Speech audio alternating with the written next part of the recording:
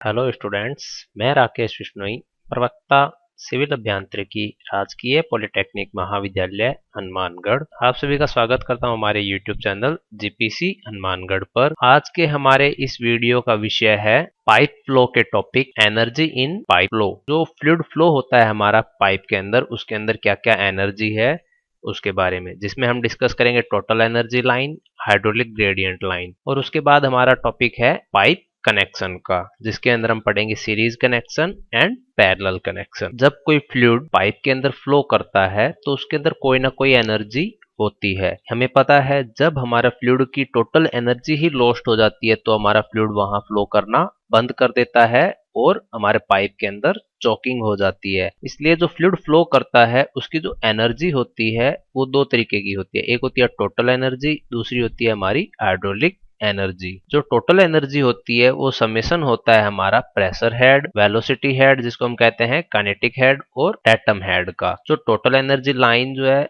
उसको हम एक लाइन के थ्रू डिनोट करते हैं जिसको हम कहते हैं टोटल एनर्जी लाइन, जो कि होती है कांस्टेंट किसी भी स्ट्रीम लाइन के अलोंग। जहां पे जो टीईएल है हमारा वो डिनोट कर रहा है टोटल एनर्जी लाइन को। किसी भी फ्लूइड में यदि कोई पाइप में फ्लूइड फ्लो हो रहा है, हम कहें कि उसका जो एनर्जी लॉसेज है किसी भी कारण से, चाहे वो फ्रिक्शन के कारण हो या किसी भी माइनर कारण से हो, उसको यदि हम नेग्लेक्ट करें तो जो टोटल एनर्जी लाइन है हमारी स्टूडेंट्स वो पैरेलली चलेगी इन हॉरिजॉन्टल डायरेक्शन के अंदर। लेकिन हमें पता है जो हमारा फ्लूइड फ्लो होता है पाइप के अंदर तो उसके अंदर कोई ना कोई एनर्जी लॉस होता है, जैसे फ्रिक्शन लॉस हो गया। तो उस केस में क्या होगा, हमारे फ्लूइड की जो एनर्जी लाइन है वो कंटिन्यूअसली डिक्रीजिंग होती रहेगी। यदि किसी केस में हमारे पाइप फ्लो के अंदर कोई माइनर लॉस हुआ तो उसके कारण जो एनर्जी लाइन के जो ग्रेडियंट है उसके अंदर हमें सडन इंक्रीज या सडन डिक्रीज हमें दिखाई देगा। फॉर एग्जाम्पल हम बात करें टरबाइन फ्लो की तो उसके अंदर जो एनर्जी लाइन है वो हमेशा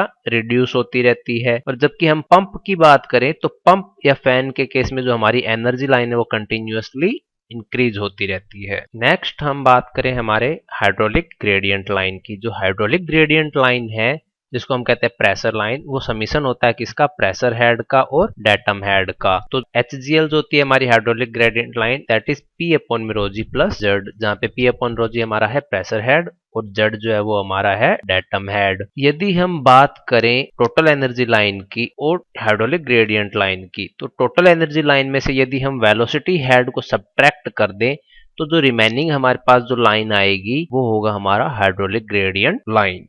अब ये जो हमारी एनर्जी लॉस है उसको हम इस डायग्राम के थ्रू समझते हैं। कोई एक फर्स्ट कंटेनर को हमने सेकंड कंटेनर से ऐड किया है, जिसमें फर्स्ट कंटेनर में जो फ्लूइड का जो लेवल है वो हमारे को टोटल एनर्जी के लेवल को डिनोट कर रहा है। यदि हम कहें हमारे जो लॉसेज हैं उसको हम नेग्लेक्ट कर लें तो सेकंड कंटेनर है उसके अंदर भी पानी का जो लेवल था वो फर्स्ट कंटेनर में पानी के लेवल पे रहता। तो जो एनर्जी लाइन थी हम टोटल इस तरीके से एक हॉरिजॉन्टल लाइन दिखाते जो दोनों फ्लूइड के सेम लेवल ऑफ वाटर को डिनोट करती। लेकिन जब रियल फ्लूइड फ्लो होता है पाइप में उसमें कोई ना कोई एनर्जी लॉस जरूर होता है, तो उसी एनर्जी लॉस को हम यहाँ डिस्कस करेंगे।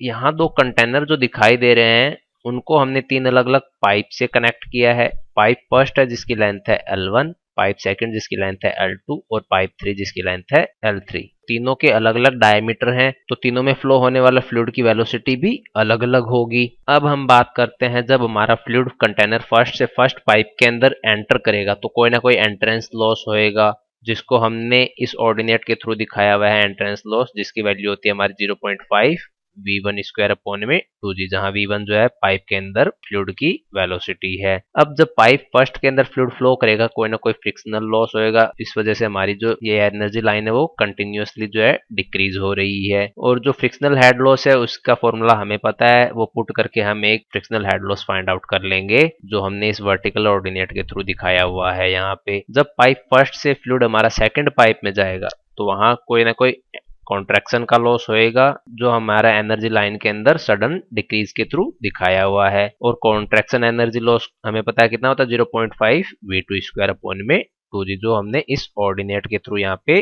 दिखाया हुआ है। जब फ्लूइड फ्लो होगा हमारा सेकंड पाइप में तो वहां भी फ्रिक्शन के कारण कोई ना कोई लॉस होएगा, जिसको हमने यहाँ फ्रिक्शनल लॉस के थ्रू फॉर्मूले के थ्रू दिखवाया हुआ है, जो कि हमने यहाँ फ्रिक्शनल लॉस के फॉर्मूले के द्वारा यहाँ दिखाया हुआ है। जब पाइप सेकंड से फ्लूइड हमारा थर्ड पाइप में एंटर करेगा तो वहां पे सडन इनलार्जमेंट होएगा। सडन इनलार्जमेंट होएगा तो उसके कारण हमारे एनर्जी लाइन में एक सडन डिक्रीज होगा, जो हमने यहाँ डायग्राम में दिखा रखा है। और इनलार्जमेंट के कारण जो एनर्जी लॉस होगा वो होता है हमारा V2 माइनस V3 की whole square divided by 2G।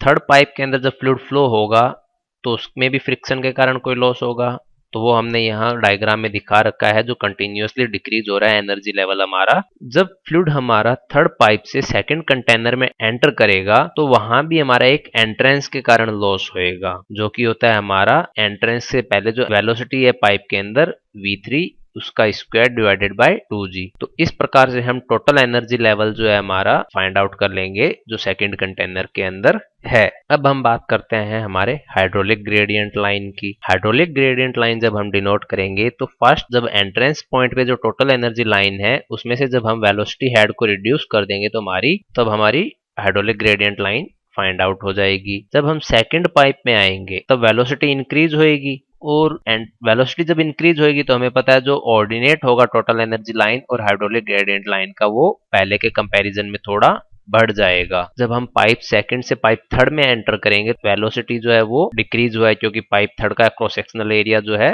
वो ज्यादा है कंपैरिजन टू पाइप सेकंड के। तो जो थर्ड पाइप के अंदर जो टोटल एनर्जी लाइन थी उसके लेवल से हमने वेलोसिटी हेड को रिड्यूस कर दिया, तो हमारे पास टोटल हाइड्रोलिक ग्रेडियंट लाइन आ जाएगी जो कि थर्ड पाइप पे एंट्रेंस के टाइम में है, और उसी के हम पैरेलल चलते रहेंगे। फाइनली हम जब सेकंड कंटेनर में एंटर करेंगे तो उस वक्त हमारे पास जो हाइड्रोलिक ग्रेडियंट लाइन है उसकी वैल्यू फाइंड आउट हो जाएगी। तो ये स्टूडेंट्स हमारा बेसिक डायग्राम के थ्रू हमने दिखा रखा है टोटल एनर्जी लाइन और हाइड्रोलिक ग्रेडियंट लाइन को, जो कि डिनोट कर रहा है हमारा एनर्जी लेवल को दो कंटेनर्स के बीच में।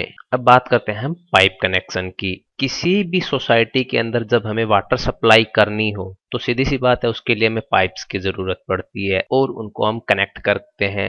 अब वो पाइप कनेक्शन हमारा सीरीज में भी हो सकता है और पैरेलल भी हो सकता है। पैरेलल कनेक्शन में दो पाइप हम पैरेलली चलाते हैं, जबकि सीरीज के अंदर होता है फर्स्ट पाइप के एंड से सेकंड पाइप की स्टार्टिंग होती है और सेकंड पाइप के एंड से हमारे थर्ड पाइप की स्टार्टिंग होती है। वो कनेक्शन होता है हमारा सीरीज कनेक्शन। तो पहले हम बात करते हैं हमारे सीरीज कनेक्शन की। जब हम सीरीज कनेक्शन की बात करें, जब पाइप हमारे सीरीज में कनेक्टेड होते हैं तो जो टोटल फ्लो रेट जो होती है थ्रू द एंटायर सिस्टम वो कांस्टेंट रहती है। मतलब जो फ्लूइड हमारा पाइप फर्स्ट से डिस्चार्ज होएगा वही हमारे सेकंड पाइप का डिस्चार्ज होएगा और वही हमारे थर्ड पाइप का डिस्चार्ज होएगा। और डिस्चार्ज हमें पता है क्या होता है, एरिया इनटू वेलोसिटी। और ये किस चीज को डिनोट कर रहा है, हमारे कंटिन्यूटी इक्वेशन को, जो बेस्ड होती है किस पे, कंजर्वेशन ऑफ मास पे, जो कहता है हमारा कुल द्रव्यमान जो है वो संरक्षित रहेगा, द्रव्यमान की क्षति नहीं होती है जब वो एक सेक्शन से दूसरे सेक्शन पे फ्लो करता है। और सेकंड पॉइंट इसका ये कहता है जो टोटल हेड लॉस होता है हमारा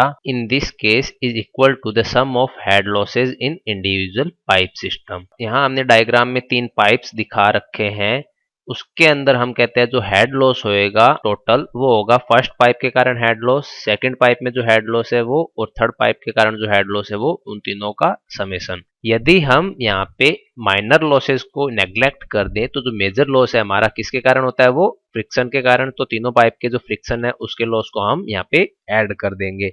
और यदि हम माइनर लॉसेस को इंक्लूड करें तो यहाँ हमारे जो है माइनर लॉसेस भी यहाँ पे फॉर्मूला के अंदर इंक्लूड हो जाएंगे। अब बात करते हैं हम पैरेलल कनेक्शन की। पैरेलल कनेक्शन में क्या होता है, हम एक मेन पाइप को डिवाइड कर देते हैं दो या दो से ज्यादा छोटे पाइपों में जो कि पैरेलली वर्क करते हैं, और जो टोटल डिस्चार्ज होता है वो हो जाएगा अलग अलग पाइप के डिस्चार्ज का समेशन। और जो प्रेशर ड्रॉप होता है in each and individual pipe connected in parallel must be the same since the junction pressure PA and PB are the same for all the individual pipe. ये कह रहा है कि जो पाइप की लेंथ चाहे कितनी भी हो लेकिन जो प्रेशर ड्रॉप होएगा दोनों पाइप्स के अंदर वो सेम होएगा। मींस PA पॉइंट से लेके PB पॉइंट तक आने में जो हम हेड लॉस होगा हमारा वो पाइप फर्स्ट में और पाइप सेकंड में जो है वो इक्वल होएगा। इस प्रकार से हम कितने भी पाइप ऐड कर दें तो सबके अंदर जो हेड लॉस होएगा वो हमारा इक्वल होगा। अब बात करते हैं हम इक्विवेलेंट पाइप की। इक्विवेलेंट पाइप को हम डिफाइन करते हैं pipe of uniform diameter having loss of head and discharge equal to the loss of head and discharge of compound pipe consisting of several pipe of different length and diameter. अर्थात कहने का तात्पर्य है equivalent pipe वो pipe होता है जिसका diameter समान होता है, जिसके कारण वही हेड लॉस और वही डिस्चार्ज जो सप्लाई किया जाता है जो अलग अलग डायमीटर के पाइप जो है उनके द्वारा सप्लाई किया जा रहा हो। और जो लेंथ होती है हमारे इक्विवेलेंट पाइप की, वो लेंथ होती है अलग अलग पाइप की लेंथ के समीशन के बराबर। जो टोटल हेड लॉस होएगा हमारा कंपाउंड पाइप से, यदि हम मान लें कि हमारा जो माइनर हेड लॉस है उनको 0, तो जो टोटल हेड लॉस होएगा हमारा वो होगा हमारा अलग अलग पाइप के कारण जो हेड लॉस है उनका समीशन। तो इक्विवेलेंट पाइप के कारण जो हेड लॉस है वो बराबर है जो रिमेनिंग पाइप्स है बाकी उनके हेड लॉस के। जैसा कि हमको पता है डिस्चार्ज Q इक्वल टू होता है एरिया इनटू वेलोसिटी। तो यहां से हमारी वेलोसिटी आ जाएगी डिस्चार्ज अपॉन में एरिया। तो एरिया जो होता है पाइप के डायमीटर की टर्म में अगर हम फाइंड आउट करें तो वेलोसिटी हो जाएगी 4Q अपॉन में पाई डी स्क्वायर। जो हमारा हेड लॉस की टर्म थी V स्क्वायर, उसको जब हमने रिप्लेस कर दिया 4Q अपॉन में पाई डी स्क्वायर से, तो हमारे पास एक इक्वेशन आएगी। यदि हम एज्यूम कर ले जो फ्रिक्शन कोफिशिएंट है पाइप का वो सभी पाइप का समान है और वो है F, तो जो फ्रिक्शन कोफिशिएंट है हमारा अलग अलग पाइप का वो कैंसिल आउट हो जाएगा। तो हमारे पास एक फाइनल इक्वेशन आएगी इक्विवेलेंट पाइप के लिए जो कि होता है L इक्विवेलेंट अपॉन में D की पावर 5 बराबर होता है L1 अपॉन में D1 की पावर 5, L2 अपॉन में D2 की पावर 5 और L3 अपॉन में D3 की पावर 5, जहां से हम हमारे इक्विवेलेंट पाइप जो है उसके डायमीटर को फाइंड आउट कर सकते हैं। तो हम जो अलग अलग लेंथ के पाइप प्रोवाइड करवाएं उसकी जगह हम एक ऐसा पाइप प्रोवाइड करवा सकते हैं जिसका डायमीटर हम इस इक्वेशन से फाइंड आउट कर लें, जो हमें सेम लॉस ऑफ हेड और सेम डिस्चार्ज प्रोवाइड करेगा जो बाकी रिमेनिंग पाइप दे रहे थे। तो स्टूडेंट्स आज के लेक्चर को हम यहीं विराम देंगे। नेक्स्ट लेक्चर में हम पढ़ेंगे साइफन के बारे में और वाटर हैमर क्या होता है उसके बारे में भी देखेंगे। पाइप के अंदर जो फ्लूइड फ्लो हो रहा है उसके द्वारा कितना पावर ट्रांसमिशन होता है वो भी हम यहाँ डिस्कस करेंगे। धन्यवाद स्टूडेंट्स। यदि आपको मेरा लेक्चर पसंद आया तो हमारे YouTube चैनल को जरूर सब्सक्राइब कीजिएगा और अपने दोस्तों से इसको शेयर कीजिएगा।